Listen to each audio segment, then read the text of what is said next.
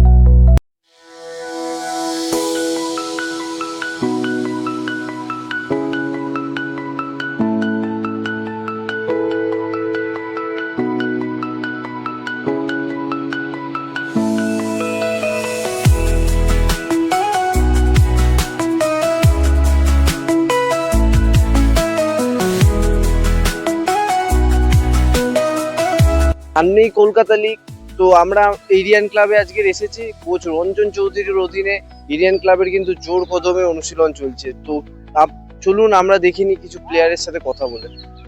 আমার নাম শফিক আলী গাইন। তো তুমি আগে কোন ক্লাবে খেলেছিলে আগের সিজনে? শ্রীভূমি ছিলাম। তো এই ক্লাবে এসে কেমন লাগছে? হ্যাঁ, এটা আমার পুরোনো ক্লাব। এর আগে আমি 3 বছর খেলেছি এরিয়ানে। এবছর এসেছি, এবছরে আমার 4 বছর হবে। প্রিমিয়ারে এবছরে আরো সব ভালো টিম আছে, ভালো খেলবে। আজ আমাদের সেকেন্ড দিন প্র্যাকটিস। আমাদের যা প্লেয়ার সব কানেক্টেড প্লেয়াররা সব ভালো প্লেয়ার। আর স্যার যেটা প্র্যাকটিসটা করাচ্ছে খুবই ভালো করাচ্ছে। আমার নাম সাজেন সাহানি। তো তোমরা তো সিএফএল এ খেলছো, আগে কোন ক্লাবে খেলেছিলে? আমি লাস্ট ইয়ার পিএলএসএ খেলেছি। এই সিজনে এরিয়ান ক্লাবে এসে কেমন লাগছে? এই সিজনে এরিয়ান ক্লাবে এসে খুবই ভালো লাগছে। এখানে অনেক সিনিয়র প্লেয়ার আছে, কোচ আছে, এত সুন্দর প্র্যাকটিস আছে। আর স্যার সত্যি ন্যাশনাল টিমে কোচ ছিলেন, তো ওনার কাছে অনেক কিছু শেখা বাকি আছে। তো এত সুন্দর প্র্যাকটিস হচ্ছে। এবার আমরা খুব আশাবাদী আছি কি সুপার সিক্সে গিয়ে আমরা একটা ফাইট দিতে পারবো ভালো করে। আমার নাম এমডি আফতাব আলম। তো আগের সিজনে কোন ক্লাবে? আমি ভবানীপুরে ছিলাম। ভবানীপুর যে এরিয়ানে যে আসলে তো কেমন লাগছে? ভালো লাগছে। তো আমরা জানি যে সিএফএল এ যে সুপার সিক্স এর যে কনসেপ্টটা যে নতুন সেটা, তোমরা কতটা আশাবাদী যে তোমরা সুপার সিক্স এ আসবে?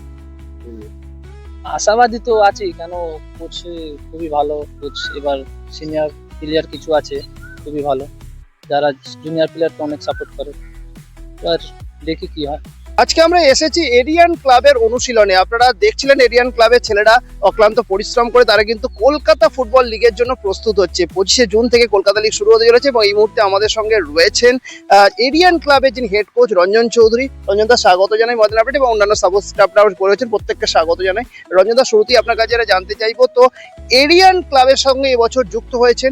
এরিয়ান ক্লাবে একদল বাঙালি ব্রিগেড নিয়ে বলতে গেলে একটা দল সাজিয়েছেন, কিভাবে চলছে? না দেখো, এলিয়ান্স ক্লাবের একটা ফুটবল ঐতিহ্য আছে, এটা দীর্ঘদিনের ইতিহাস আছে ফুটবলের। একটা সময় ইস্টবেঙ্গল মোহনবাগান মহাবাগানের সঙ্গে প্রায় একই সঙ্গে উচ্চারিত হতো এলিয়ান্স ক্লাব।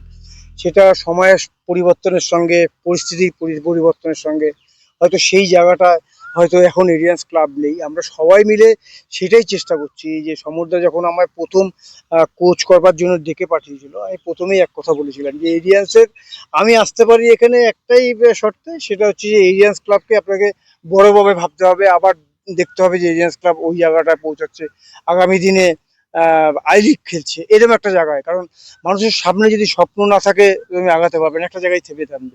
তা আমি দেখলাম যে আমার এই চিন্তা ভাবনার সঙ্গে ক্লাব অফিসিয়ালদের, বিশেষ করে সমরদার, সৌরভ গাঙ্গুলি এখন প্রেসিডেন্ট হয়ে এসেছেন, তো ওনাদের একটা চিন্তা ভাবনা আছে যে টিমটাকে উপরের দিকে নিয়ে যাওয়ার। আশা এখন this is only beginning, still long way to go, এখনই নয়, কিন্তু এটা একটা প্রসেস মাত্র শুরু হয়েছে। তার সঙ্গে সঙ্গে এবারে যে আমাদের যে কলকাতা লিগের যে পটভূমিকা যেটা আছে, সেটা হচ্ছে অনেকগুলো টিম, অনেক তোমার হচ্ছে বড় বাজেটের টিম করেছে, অনেক ভালো ভালো টিম করেছে। সেক্ষেত্রে ডেফিনেটলি একটা একটা টাফ কল, একটা কঠিন লড়াই, কিন্তু আমরা হচ্ছে very positive, we are very positive যে আমার এর মধ্যে থেকে একটা ভালো রেজাল্ট ডেফিনেটলি বের করে নিয়ে আসতে পারবো।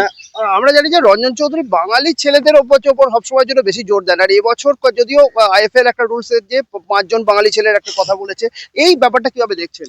আমি একটা কথা বলি যে দেখো আমার টিমে অনেকে, এটা না আমি আগের দিন একটা চ্যানেলে বললাম যে অনেকে এটাকে ভুল ব্যাখ্যা করছে। কেউ কেউ আমি দেখলাম ভিডিও বানাচ্ছে আমাদের এক্স প্লেয়াররাই যে 5টা প্লেয়ার খেলতে পারবে, ব্যাপারটা তো তা নয়। ব্যাপারটা হচ্ছে মিনিমাম 5টা প্লেয়ার খেলতে পারবে।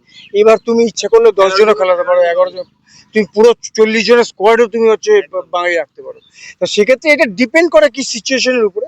তবে একটা জিনিস কিন্তু শুধু আমি বলবো, এটা তো একটা প্রসেস, এটা আইএফএ নিয়ামক সংস্থা ওনারা চিন্তা করছে যে কি করে বাঙালি ছেলেদের হচ্ছে আগিয়ে দেওয়া যায়, কি করে তাদের প্রমোট করা যায়।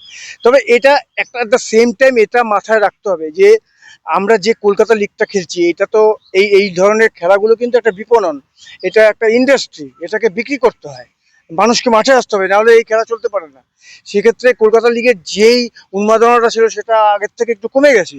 এবার তার সঙ্গে ফরেনার নেই, ইস্টবেঙ্গল, মোহনবাগান, মোহামেডান হচ্ছে তোমার হচ্ছে ফার্স্ট টিম খেলায় না।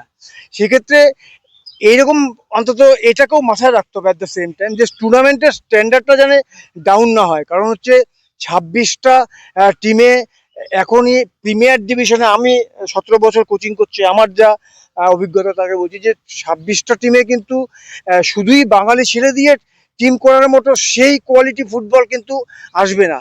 সেক্ষেত্রে এগুলোকেও চিন্তা ভাবনা করতে হবে, কারণ আলটিমেটলি কি end of the day football প্যাকেজটাও ভালো হতে হবে, যারা মাঠে খেলা দেখতে আসবে তাদেরও জানি খেলার দৃষ্টিনন্দন হয়, নাহলে কিন্তু এটা সেলবেল হবে না। যদি খেলা তুমি বেচতে না পারো, তুমি আগামী দিনে শুধু ফুটবলার না, বাংলার ফুটবলকেই তুমি বাঁচিয়ে রাখতে পারবে না। অতএব সমস্ত কিছু চিন্তা ভাবনা করে চলতে হবে।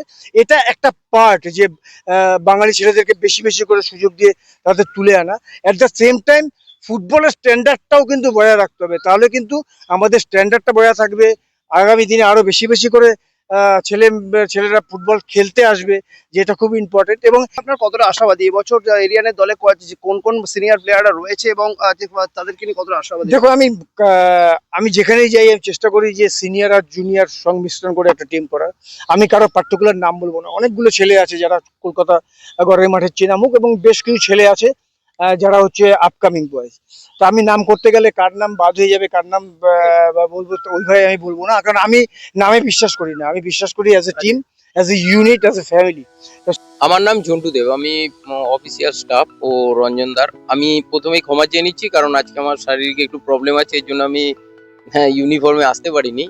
রঞ্জনদার মহানুভবতা, উনি একসঙ্গে ডেকে ইউনিটিটা আজকে বোঝালেন যে দেখো আমরা সবাই একসঙ্গে যে থাকতে পারি। কারণ আমি ড্রেস পরে আছি, বুঝতেই পারছেন। উনাকে ধন্যবাদ জানাচ্ছি এর জন্য, আর আপনাকেও প্রথমেই এই আমাদের কভার করতে আসার জন্য ধন্যবাদ জানালাম। দেখুন, রঞ্জনদা তো সবই বলে দিয়েছে মোটামুটি, তাও মাঝখানে দুই একটা কথা না বললেই নয়। অ্যাকচুয়ালি সাপ্লাই লাইনটা কালকেও ওই একটা চ্যানেলে বাইট দেওয়া হয়েছিল, সেই রকম ইয়েতে যদি এরিয়ান একটা সাপ্লাই লাইন, এখান থেকে প্লেয়ারদের যত ওপরে তোলা যায় তত তো ভালো। আমাদেরও যেরকম একটুখানি সুনাম হবে, তেমনি সকলেরই সুনাম হবে। তবে অবশ্যই চাইবো যে ছেলেরা ভালো খেলুক। তবে যেরকম আমি তো মোটামুটি যা বুঝতে পারছি, টিমের যা পরিস্থিতি, জুনিয়র সিনিয়র কম্বিনেশনটা যথেষ্ট ভালো। অ্যাসিস্ট্যান্ট কোচ ভার্গব গোটা। তো এই বছর যেটা একটু আগে রঞ্জনদা বললো এবং তো ওনারা সকলেই বলছেন যে এরিয়ান ক্লাব কিন্তু একটা বলতে গেলে একটা ফুটবলের সাপ্লাই লাইন কিন্তু তৈরি করে, কারণ এরিয়ান ক্লাব থেকে প্রচুর প্লেয়ার পরবর্তী পর্যায়ে মোহনবাগান, ইস্ট বেঙ্গল, মোহামেডান থেকে প্রচুর বড় ক্লাবে জার্সি করতে দেখা যায়। তো কি বলবেন? এবছর কিছু কিছু সিনিয়র ছেলের সঙ্গে কিছু জুনিয়র একদম আপকামিং, এবং আমরা কিছু কিছু বাইরের ছেলে যেরকম পুরুলিয়া বা ওখানকার যে আদিবাসী ছেলে, এগুলোকে নিয়ে আমরা একটা টিম করেছি সামঞ্জস্যপূর্ণ, যাদের পারফরমেন্সের উপরে বিচার করে আমরা তাদেরকে একে একে বিভিন্ন ম্যাচে নিয়ে আসার চেষ্টা করব, এবং আশা করব যাদের পারফরমেন্স ভালো হবে তারা আগামী দিনে বড় পর্যায়ে যাবে। পুরোনো দিনে প্রচুর প্লেয়ার এই এরিয়ান্স থেকে এসেছে, এবং আগামী দিনে আশা করব যে এখান থেকে অনেক কটা ছেলেই বড় দলের জার্সি এবং ইন্ডিয়া টিমের জার্সি পরবে। বৈশাখী মন্ডল গোলকিপার কোচ। তো আজ এবারে গোলকিপিং যে লাইন রয়েছে এরিয়ান ক্লাবের, সেটা নিয়ে কি বলবেন? এখনো পর্যন্ত আমাদের দুটো গোলকিপার সাইন হয়েছে, সংগ্রামজিৎ আর জয়সওয়াল, দুজনেই বড় ক্লাব খেলা ছেলে। এটা একটুখানি আছে যে দুজনেই ফিট আছে, বাট ম্যাচ ফিট করতে হবে, সেটার এখনো সময় আছে কিছুদিন, আশা করি হয়ে যাবে। আরো দু একটা গোলকিপার হয়তো আমাদের নেওয়ার ইচ্ছা আছে আগামী দিনে, সেটা আমাদের স্যার আছেন বা ক্লাব আছে, সবাই মিলে আলোচনা করে নেব। আশা করি আগামী দিন ভালো রেজাল্ট।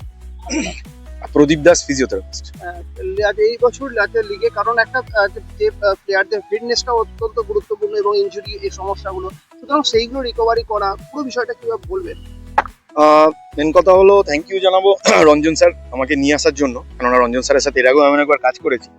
আর তারপরে মেন কথা হলো এখন তো সবে স্টার্ট, চেষ্টা করব যাতে রিকভারি ভালোভাবে করতে, ইনজুরি যাতে না আসে। এটা বলা যায় না যে ইনজুরি আসবে না, ম্যাচ বা প্র্যাকটিস হয়ে গেলে আসবেই, চেষ্টা করবো কতটা কি করে কিছু করা যায়। এখন তো যেটা বিষয় হচ্ছে লিগে কিন্তু ম্যাচের সংখ্যা বেড়েছে, আমরা জানি যে গত বছর থেকে বাড়ানো হয়েছে, যে প্রিমিয়ার এ আর বি মিশিয়ে দেওয়া হয়েছে, তার ফলে কিন্তু প্রচুর বেশি সংখ্যক ম্যাচ খেলতে হচ্ছে। একটা লং প্রসেস, এত দীর্ঘদিন ধরে লিগ খেলে, এটা কি কোথাও সমস্যা তৈরি করে বা ফিটনেসের? না না, সেটা তো আছেই, বাট সেটা আমাদের কোচ খুব যত্ন সহকারে সেগুলো ভালোভাবে দেখে করছে। আর আজকে নিয়ে তো আমাদের সবে দুটো সেশন হলো, তা আশা করি সেটা নিয়ে কোনো প্রবলেম হবে না। আমরা ডে বাই ডে কোচ ওইগুলো নিয়ে খুব অ্যানালাইসিস করে, আমাদের সাথে খুব ভালোভাবে আলোচনা করে, কিভাবে করা যায় খুব ভালোভাবে গাইড করে।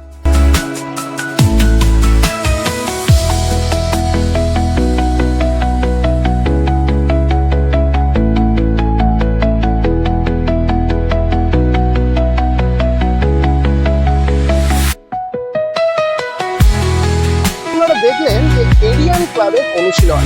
এরিয়ান ক্লাব কিন্তু কলকাতা ময়দানে অন্যতম শতাব্দী প্রাচীন ক্লাবগুলির মধ্যে অন্যতম, এবং প্রত্যেক বছরই এরিয়ান ক্লাব কলকাতা লিগে একটা ভালো পারফরমেন্স করার চেষ্টা করে এবং ভালো দল গঠন করে। এই বছর কিন্তু তাদের কোচ বদল হয়েছে, নতুন কোচ হিসাবে দায়িত্বে এসেছেন রঞ্জন চৌধুরী। কলকাতা ময়দানে অত্যন্ত এক পরিচিত নাম এবং অভিজ্ঞ কোচ বলে পরিচিত। সেই রঞ্জন চৌধুরী হাত ধরে একদল বাঙালি তরুণ ব্রিগেডকে নিয়ে তারা কিন্তু জোর কদমে অনুশীলন সারছে কলকাতা লিগকে সামনে রেখে। 25 জুন থেকে শুরু হতে চলেছে এই বছরের কলকাতা ফুটবল লিগ। এই বছর এরিয়ান ক্লাব কতটা সাফল্য পেতে পারে সেটা কিন্তু সময় বলবে। সৌরভ রায় এবং শানের রিপোর্ট, ময়দান আপডেট।